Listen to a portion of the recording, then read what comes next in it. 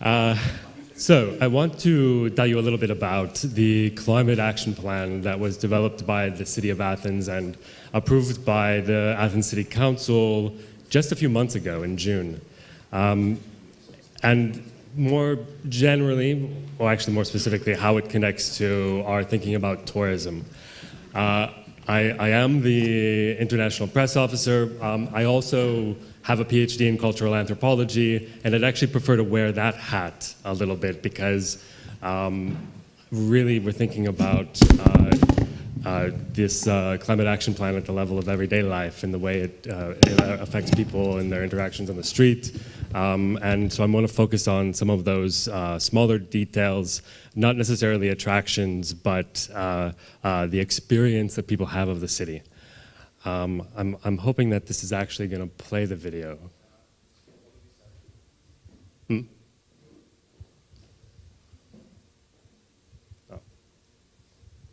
No, there was a video on the first slide. I don't know if it will allow it to play or not. It's a YouTube video.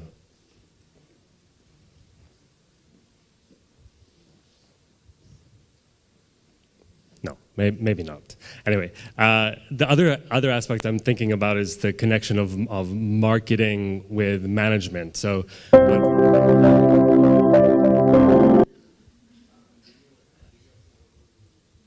yeah, I actually want to play the video. Yeah.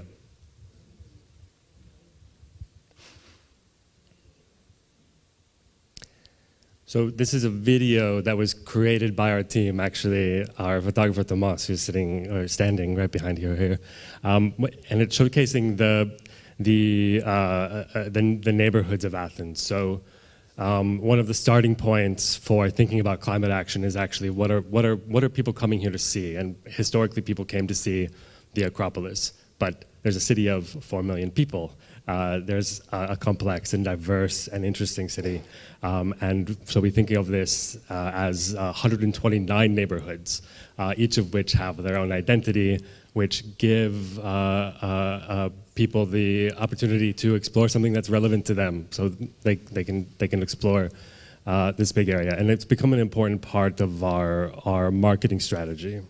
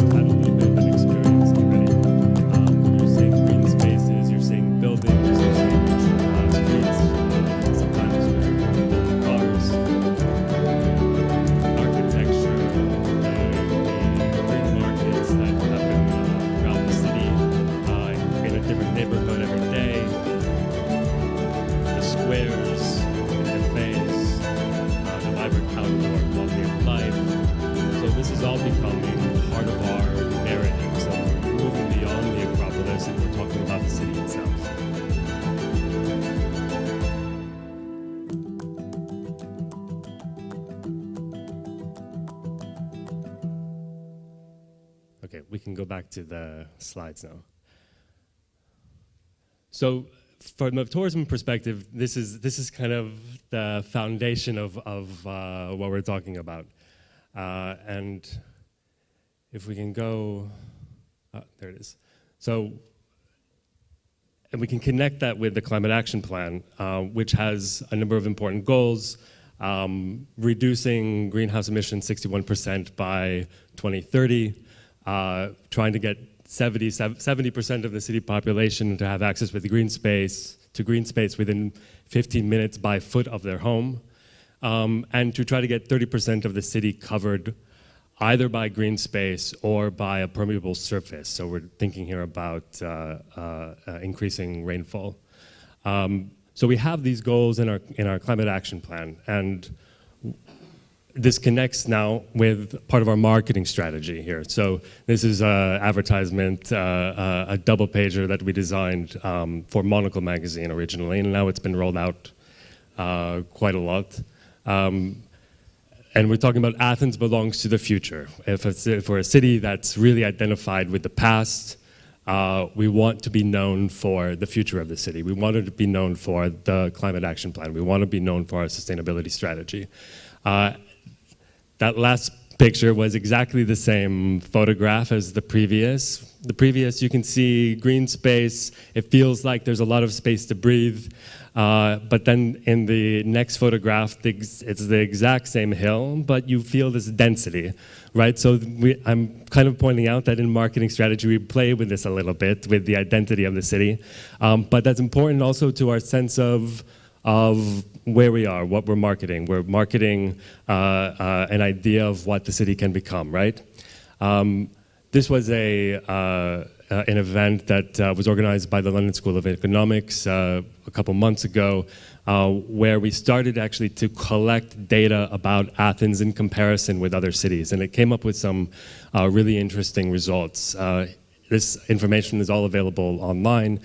You can see, for instance, the comparison of the densities of each of these cities. You can see the usage of public transport, the number of trips that are completed by foot, and even the amount of green space per capita within the city.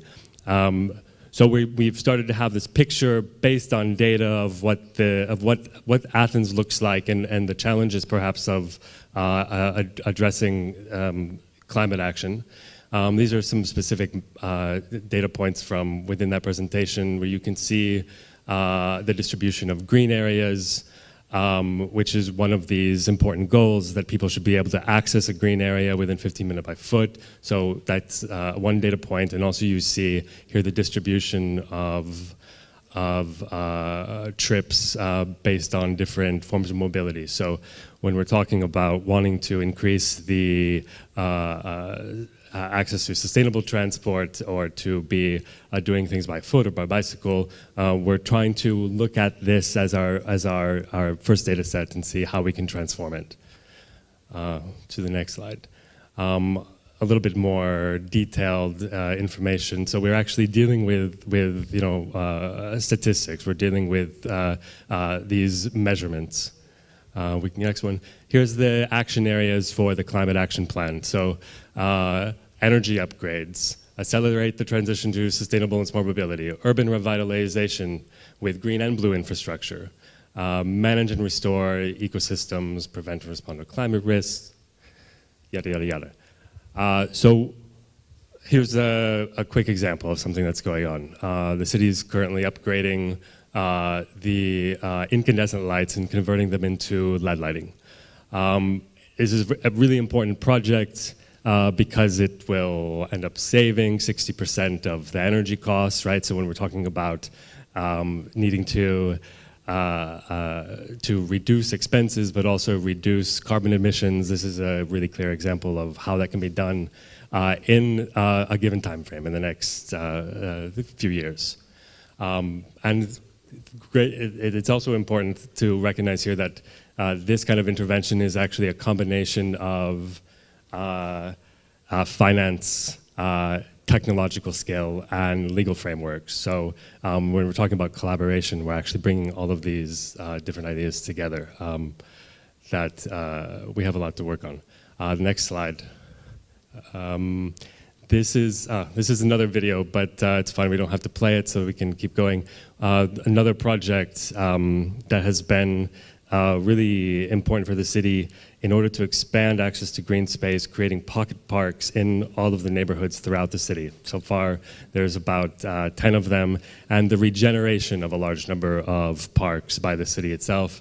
A number of these pocket parks have been created through collaborations, public-private partnerships between the city and the local industry. So getting people on board with the regeneration of the city, creating neighborhood spaces, and not just focusing on the old historic center, the area around the Acropolis, but actually making sure that there's equal access to that infrastructure everywhere in the city. An important part of the climate action plan.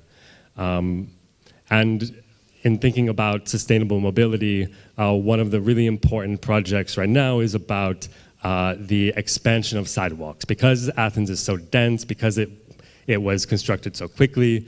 We ended up with a lot of very narrow sidewalks, 50% according to the Climate Action Plan are less than a meter and a half wide. They have a lot of obstacles. So there's a large investment that has started now to begin to widen those sidewalks, to remove obstacles, and to make them accessible for people with disabilities. So increasing the number of ramps, making sure those ramps are protected from cars parking in front of them, and various other ways of making Athens more accessible. Another really important part of climate action, which is not necessarily the first thing that comes to mind, but it's part of making sure that Athens is ready for sustainable mobility. And this is Athens, Evita's group, along with an organization called Me Alamatia, with other eyes, designed these routes for both visitors and Athenians to be able to give specific suggestions about how people in wheelchairs or how people with a vision impairment could move through the city in a safe way and with infrastructure that already exists. So it's another fantastic collaboration that helped the city to be ready for sustainable mobility.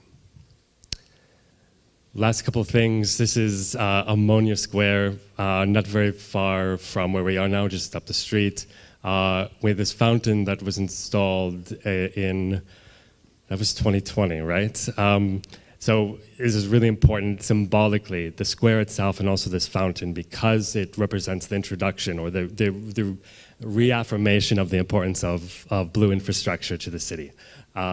We could talk about how the fountain can reduce the temperature in the square on a hot day, but it also tells us about the importance of water to the life of the city. And over the last couple of years, there have been dozens, more than 50 neighborhood fountains, not newly built, but actually resuscitated, using the old infrastructure, restoring it, making sure that they work, that they're clean, and that they are there for all of these neighborhoods to enjoy. So that's creating a different picture for our tourism economy. It's making a kind of visitor experience that is not only enjoyable at the street level, that encourages people to walk around, but also incorporates, through our marketing strategy, sustainability and climate action into its very message. So when we take this nice picture of the fountain, that's what we want people to be thinking about. Not just, oh, there's a nice place in Athens, but that Athens has a role to play, and that when people come to Athens, they are taking part in that. That's all I have to say. Thank you very much.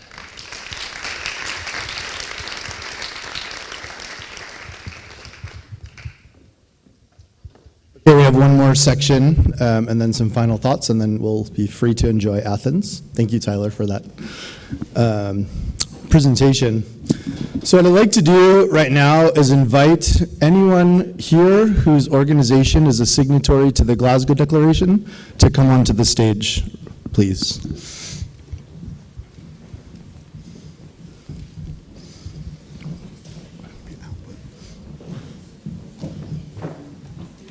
Paloma.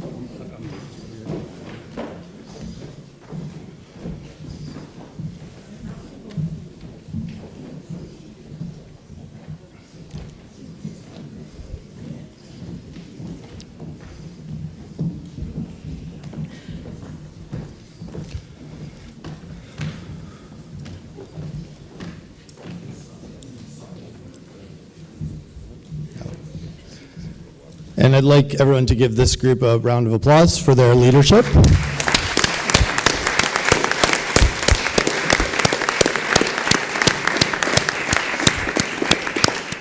Get down here, Yana. One more with Yana. And this group has the great honor of welcoming two new signatories today to the Declaration. The first one is the city of Athens, and I'd like to... we have the distinct honor of having the Vice Mayor join us here today to conduct the signing. So, Mr. Mayor, please. Want to say some words and then, yeah. So, thank you. It's a great honor, and on behalf of the mayor, would like to have this opportunity in order once again to thank you for coming to Athens and sharing our vision with you. Everybody knows that we can either talk on script or off script, as we did last night. But let's stick to the point. We are committed. And we are committed in decreasing our carbon emissions by 61% by 2030.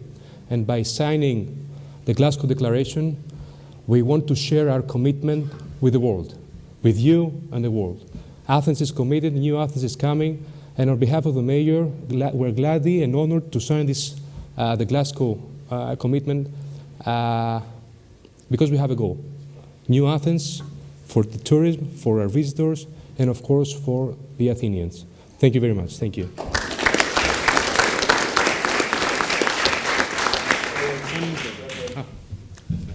Actual signing.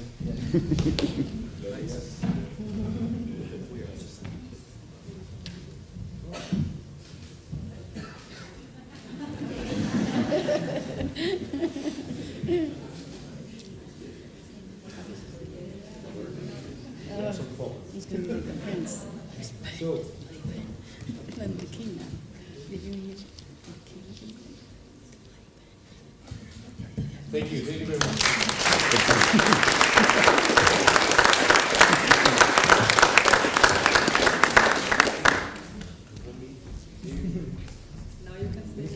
Yeah, no, you're in the group now. You're one of us. And also we have the representatives from Preferred Hotel Group. Please come on up. Say a word if you want. Well, firstly, I just wanted to start and thank everyone so much for having us here. I think we can all agree this has been incredibly inspiring, and being able to experience the beautiful city of Athens has been such a pleasure. And I wanted to just also take a moment to thank everyone in the room who developed the Glasgow Declaration and really gave us a common goal to work towards and provides us collaborative framework to achieve those goals. And today, Preferred Travel Group is incredibly proud to join this inspiring network of signatories in addressing our planet's climate crisis. As leaders in this space, we recognize, acknowledge, and take ownership for our role that we need to play. And we also hope to inspire others by doing this. So thank you so much for this opportunity.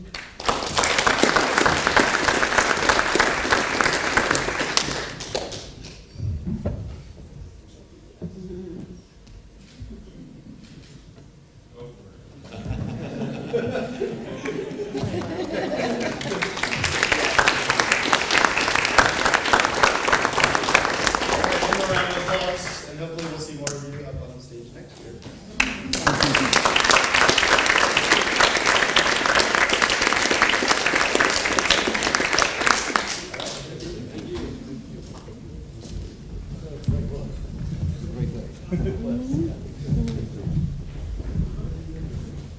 You're good. Unless you want to say something. Okay, well, I think we're ready to close the session. They gave me 20 minutes, but I'm going to take about 5 because I think it's time to go enjoy this wonderful city that has been our host for the last few days. We decided to end a little bit early on purpose so that you could go out and enjoy and spend money, visit local places, eat amazing local food, and the This is Athens team is around if you need some recommendations or ideas on how you can spend your late afternoon and evening. So it's over formally, but it's not over casually. Please go enjoy the city. So today has been about a couple of things, but mostly we wanted to be very, very intentional in moving from an event that was really inspiring. We had a lot of learning during Green Destinations 2022 to a day that would be particularly focused on action. I think we're all ready for more action. We also had a time to reflect on our superpowers as individuals, as organizations, and as a collective, and I think it's really important we take those reflections forward. So I'm going to ask you all, because the final session shouldn't just be about me and my words, it should be about you. So I'd like everyone to take a moment. If you have a pen, write it down. If you have a phone, just put it in your phone and write down 2 commitments that you're willing to make here today using your own superpowers and the opportunity that you have to focus on action. I'd like you to think on 2 levels. The first one, individual. What's an individual action? We heard a lot of reflection about that today. We all need to be taking individual action. And what's another way that you could use for your second one? Your superpower to catalyze more collective action. Maybe it's signing the Glasgow Declaration. Maybe it's bringing people together. Maybe it's creating a new tool that you're going to share with others. I don't know. It's for you to decide. If you're one of those people like me that uses social media, please share it, because I think it's really important that we share what's coming out of today and that people around the world tuning in get to see that there is a real commitment to action. And the Future of Tourism Coalition will do the same thing. We will share, as a debrief from this event, some actions that we're willing to commit to as a coalition to take these ideas forward, because I feel ever more excited about what we started here today. So that's it. I'd like you to take those moments now to do that reflection, and when you're done, share them or email them to me, or just keep them to yourself, whatever you like. But the more we can create this sense of collective community and action, the more we'll be able to catalyze the change that we all know is needed in front of us and the challenges ahead. So thank you very much for a really inspiring day.